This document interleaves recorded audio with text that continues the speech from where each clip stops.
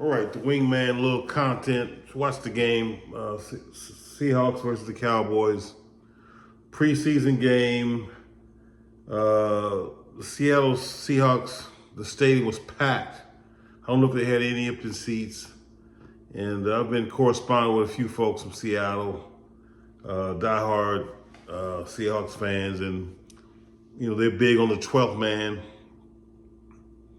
And I'm pretty much saying, because I've been there, I was there with my son when Romo fumbled the snap, 12th man. 12th man is real. You can't hear anything in that stadium when they're in there. I was sitting next to him. He talked, you couldn't hear a word. So that's a real deal. That's a real factor in the game. So if you're playing in Seattle, and if you go there as a team and you can start winning, it eliminates that 12th man. And it's real, I'm telling you. So if you in Seattle and they, as they're speaking about players, they always bring up that 12th. They call them the 12. So that's the whole community of Seattle going to the game that is making a factor, a huge factor into the game. So you can have basically mediocre players, which they've had over the years, and still win the game because as an offense, you can't hear anything to audible any plays. You can't hear nothing. As a defense, if you got to make adjustments, you can't make adjustments either. You just it's so loud, it's crazy. If you take that away from them, you're going to win the game. They win most of their home games. What I can see in almost bantering back and forth during the game, and what I can see, I'm looking at what the Cowboys are doing, because I'm a Cowboy fan since birth, I guess. The defense, one thing, every play was contested. There was no play. There were people running that were last year, folks were running free and running all over the place. Every pass was contested. Every single one. That's already a plus from what we had last year. Every pass that was thrown, there was a player right next to him to make the tackle. Every running back that was running the ball, there was several guys swarming around him, tackling. They sacked the quarterback numerous times. So that's a plus. It's preseason. You're talking about second, third, fourth string players that some of these guys are going to be on practice squads, some of them are going to be on other teams. But what I can tell you is that I'm impressed with what I've seen, the scheme of the defense, and as far as the quarterbacks are concerned, I would go right back with Joe Milton. He seemed to, compare to last year and this year, he's throwing the ball a whole lot, but he threw some fastballs and the guys didn't catch it. They should have. But he was more precise. You could tell he feels more better about the offense. And he has another dimension. The other guy, 16, was pretty good. He was pretty decent too. His arm strength wasn't as good. But between the two, I would go with Joe Milton, without a doubt. Because he seems like once he starts getting that, he's getting better.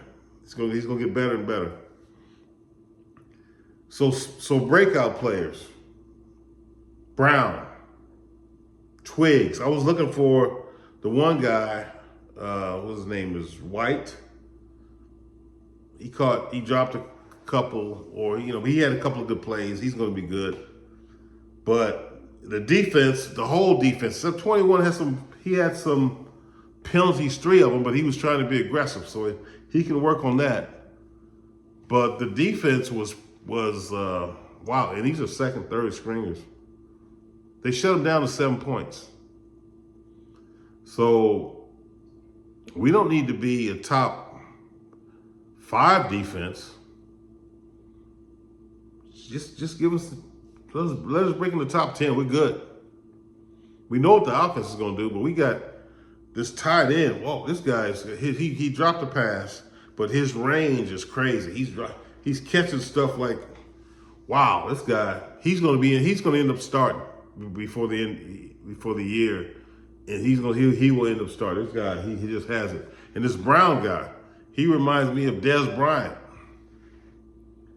And I was expecting some other receivers to step up. And this number 15 is good too. They have some talent. So, it's preseason. All we can do is get excited about what we see right now. But you saw that stadium where all those people are out there, all those fans were there. 12th man, they expected to see more than what they saw tonight. Because at the end of the day, when people start getting injured, these are the guys that are going to be playing out there. Those second, third stringers, fourth stringers, whatever. So, great show. We'll take the positives because we're a team that didn't do nothing last year. We were 1 game, 2 games away from the playoffs, whatever. We got to stay healthy. But I was specifically looking for the scheme of the defense. There was a couple of plays I'm like, why are the cornerbacks so far off the receiver? That's a couple of things I'll be concerned about. But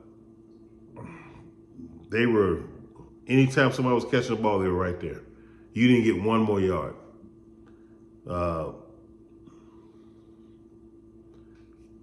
We'll take it game by game, all right? Seattle Seahawks fans, you all suck. You guys, you're nice people, but and your coaches, you got a good coach, but you're gonna lose often this year. You're gonna lose often, unfortunately. You won a Super Bowl on an off year. You're an expansion team. You and the Tampa Bay Buccaneers are expansion teams.